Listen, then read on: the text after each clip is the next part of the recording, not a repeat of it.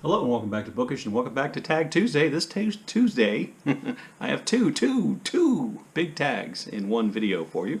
I'm going to be doing the Fit for Reading book tag and the Classics book tag. So I'll leave a timestamp down below because I don't know how to do that fancy thing at the bottom, but I'll leave a timestamp down below. So if you want to skip the Fit for Reading tag, you can. I'm going to do that one first right after I finish this really interesting introduction. So you can skip ahead, or you can, just watch them both all the way through.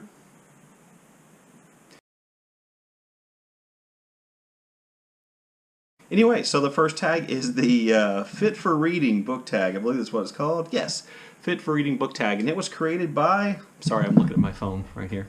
It was created by SarahMG Reads. I'll leave a link to Sarah's channel down below. I was tagged by Ramsey over at Rajathon. I'll leave a link to his version of this video down below. Thanks, Ramsey. Ramsey and I don't oftentimes, I think, read the same books, but his channel is really brilliantly produced. He has an incredibly soothing voice, and I always like hearing his take on the books. He reads a lot, I believe, science fiction and fantasy. So please go check out his channel and check out his version of the video. If you see me looking down, it is because I'm looking at the prompts on my phone.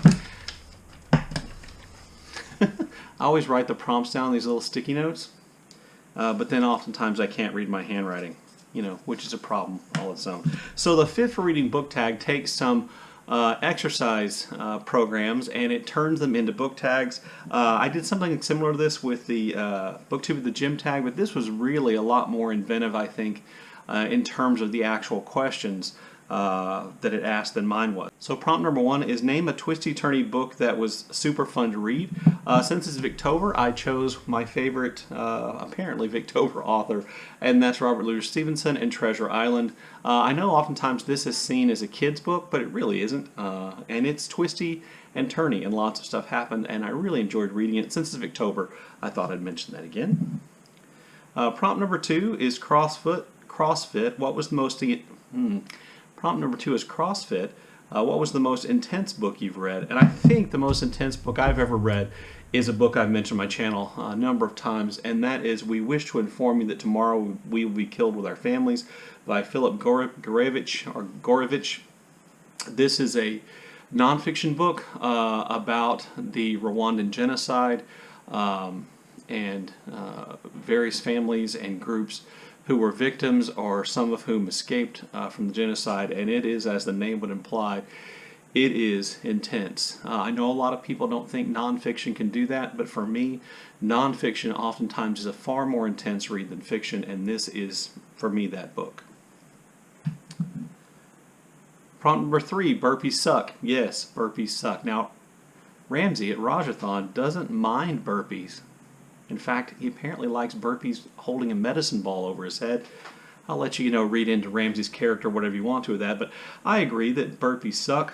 So prompt number three, burpees suck. Name a book that you hated, and I'm going to go with Naked Lunch by William S. Burroughs.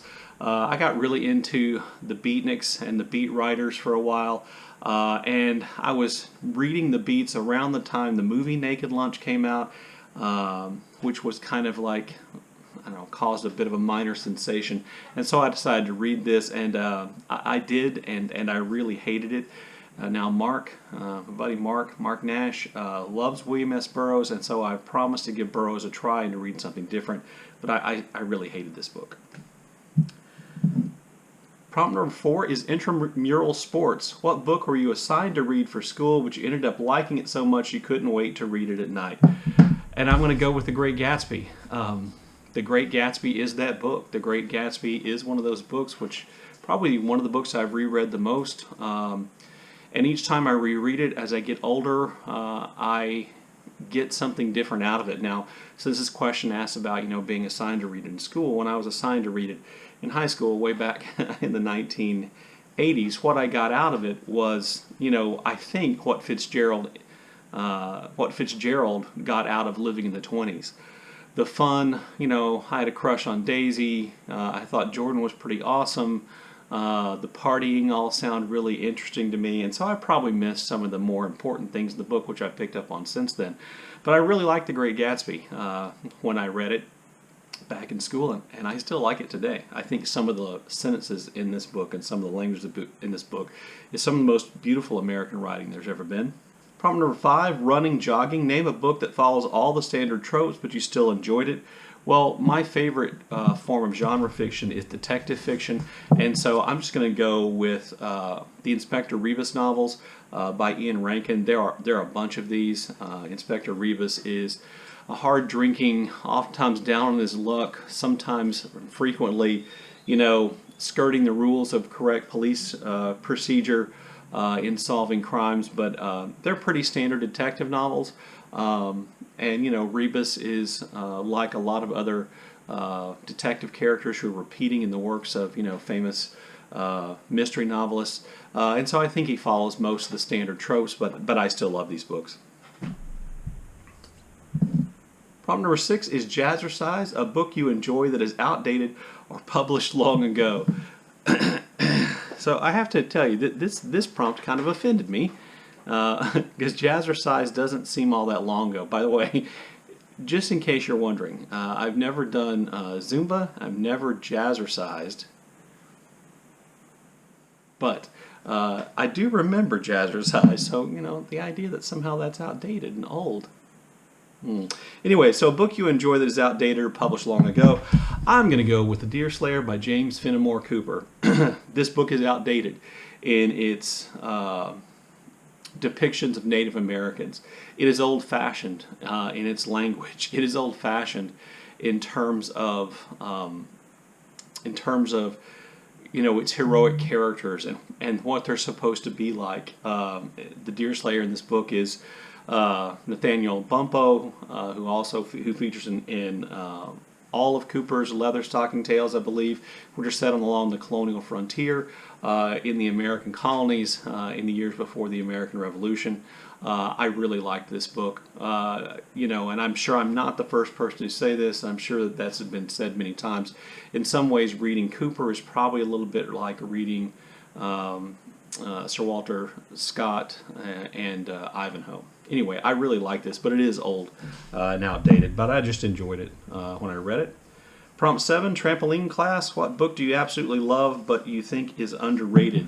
So this will be the only book that I think appears in both of these tag videos, and that's Lost Illusions by Honoré de Balzac. Balzac is my favorite classic author, and this book, I think, is one of his greatest, and maybe it isn't underrated, but I oftentimes think that when people think of books about French novels about a young man from the country traveling to Paris and learning all the lessons of a sophisticated big city and making mistakes and becoming immoral and having to overcome that, it's not Lost Illusions they're thinking of, but A Sentimental Education by Flaubert, and to me this is the superior version of that story.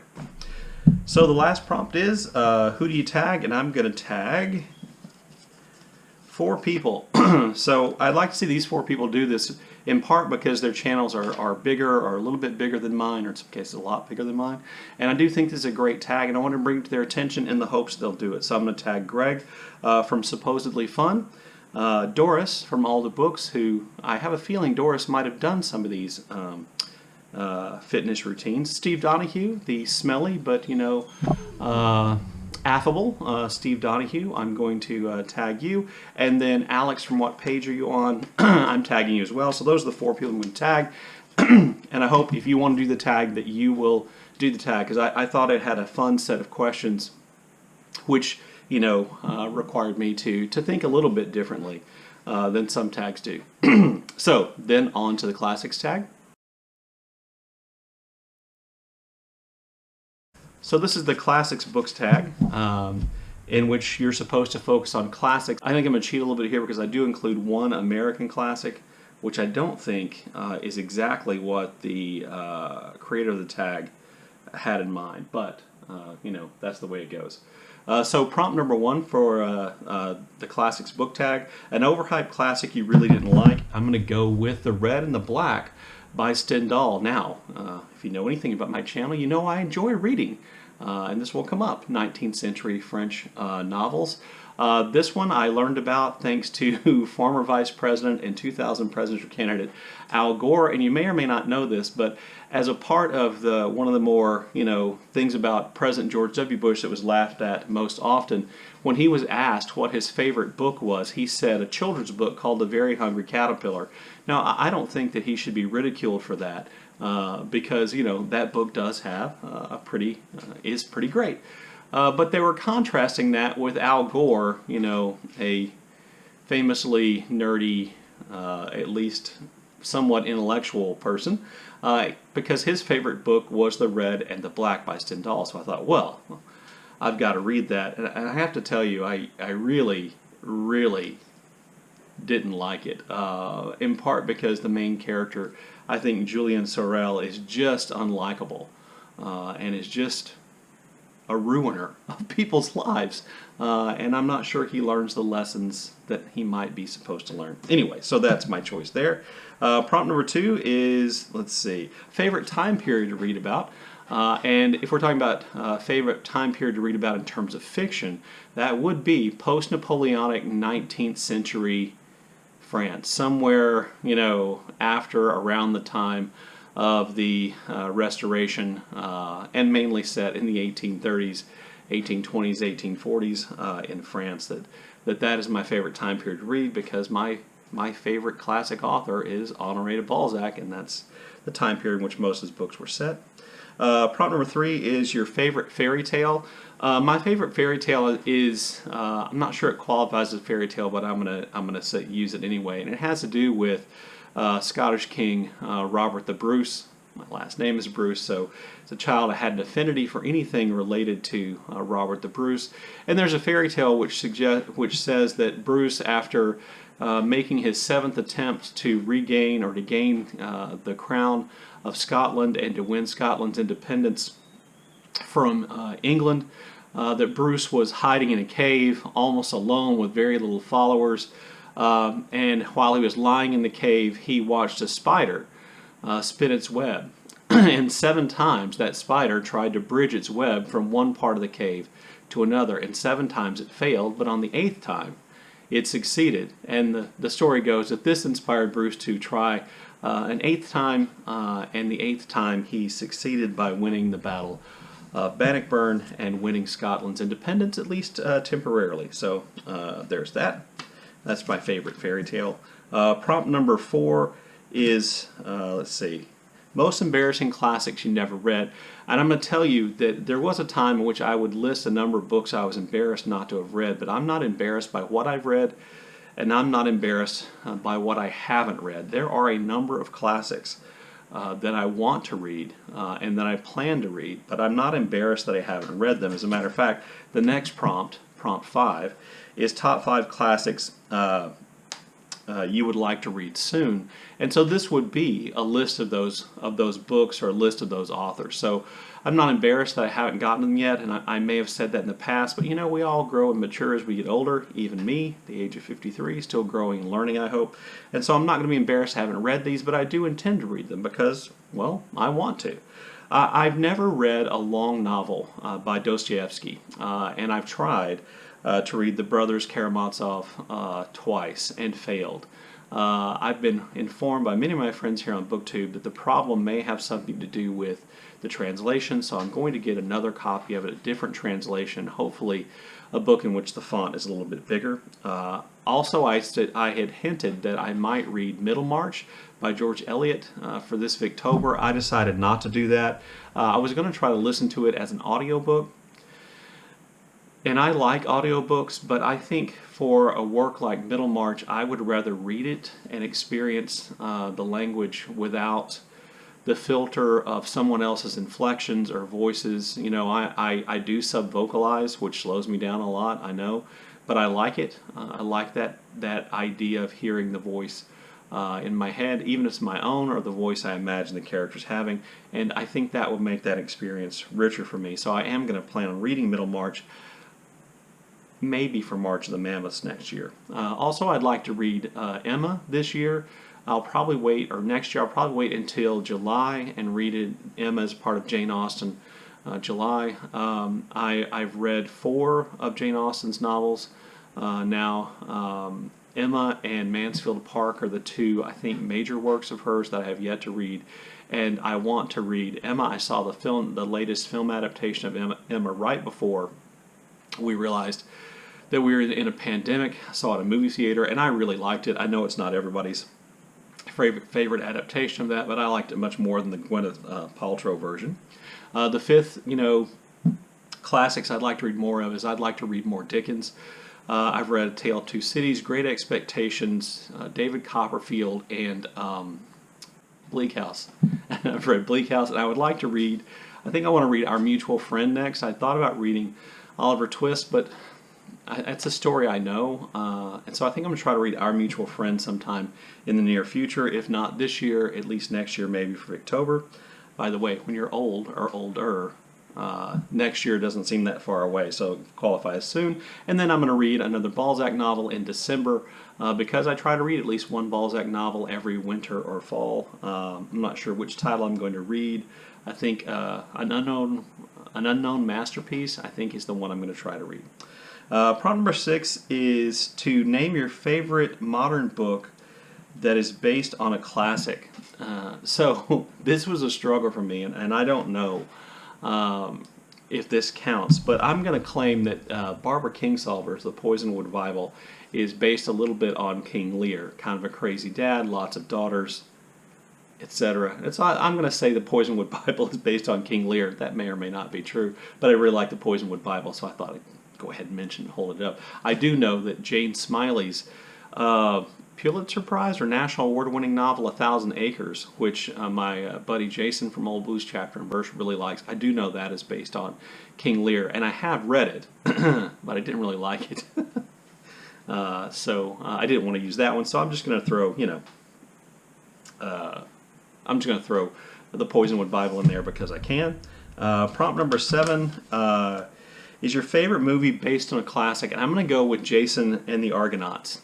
Jason and the Argonauts is kind of a classic Greek story, and I really like, I think it's the 1960s version of Jason and the Argonauts. It has all that great Ray Harryhausen stop motion special effects animations with the monsters and all that kind of stuff, and I really, it's so cheesy and so awful that in a way it's great, and I really have always enjoyed that movie and Ray Harryhausen's work, so I'm going to mention that. So prompt number 8 is the worst classic to movie adaptation, and this is where I'm going to cheat, and I lied. I said I was only going to mention one book in both videos today, in both tags today, but I didn't. Every version of The Great Gatsby is bad. Every movie version of The Great Gatsby is bad, and I think it's just because to the modern ear, the way and the language which the characters speak just sounds so false, and when those parts and lines are acted, the absurdity of them, I think, comes through in a way that they don't necessarily in the book. So every version of The Great Gatsby, I think, adaptation is bad.